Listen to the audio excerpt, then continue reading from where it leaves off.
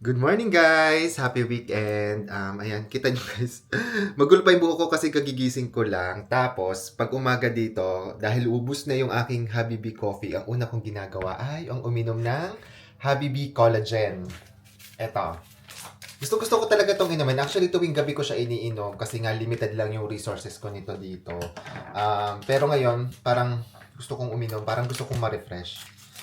Ang favorite ko palang flavor ay itong calamansi. So, ayan.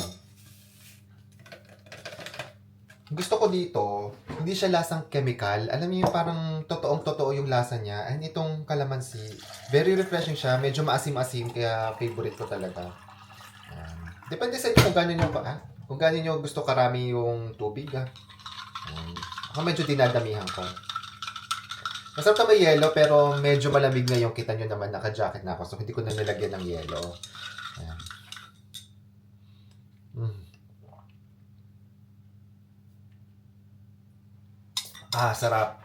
Sobrang refreshing. Ano guys, may kikwento ako sa inyo. Kita nyo to guys. Ang ganda ng araw ngayon dito, no? Sobrang mainit at saka clear yung sky.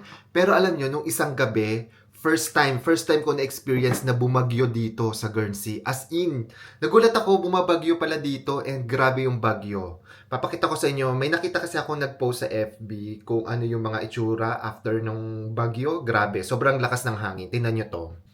Ayan guys, oh. Kita nyo ba yan? Yan, oh.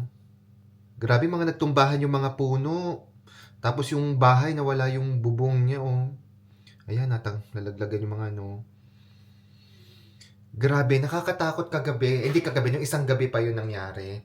And, kala ko nga itong bintana na to, kasi gumagalaw-galaw na siya, kala ko malalaglag siya o matatanggal siya. Nakakatakot. First time ko siyang ma-experience. Although, sanay naman tayo sa Pilipinas, di ba, na bumabagyo lagi. Pero ngayon ko lang na-experience na parang feeling ko, lilipa rin tong bintana. So, ayun, gusto ko lang i-share. Kasi parang may nagtanong last time kung bumabagyo ba dito. And, akala ko hindi kasi never ko pang na-experience yun nung more than 3 years na ako nakatira dito. Pero ngayon na-experience ko na siya and sobrang nakakatakot, grabe. Tapos, ayun, sana lang yung mga kababayan natin na mga Pilipino dito sa Guernsey, yung mga kababayan ko dyan, sana safe kayo, sana walang nangyaring masama sa inyo.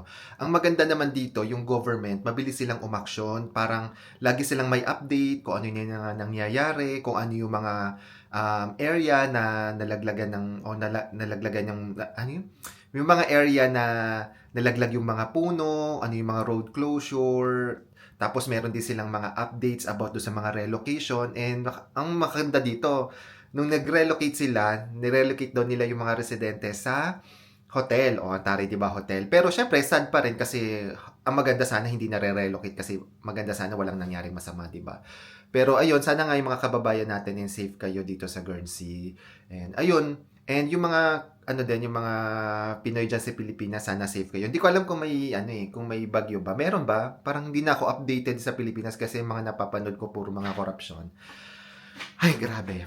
Anyway, so ayun po, gusto ko lang i-share and ayun, ano muna ako. Mag-iinom muna ako nitong aking Habibi and kung gusto po ninyo nito, check the yellow basket and meron din po sa comment section. So ayun po. Thank you po.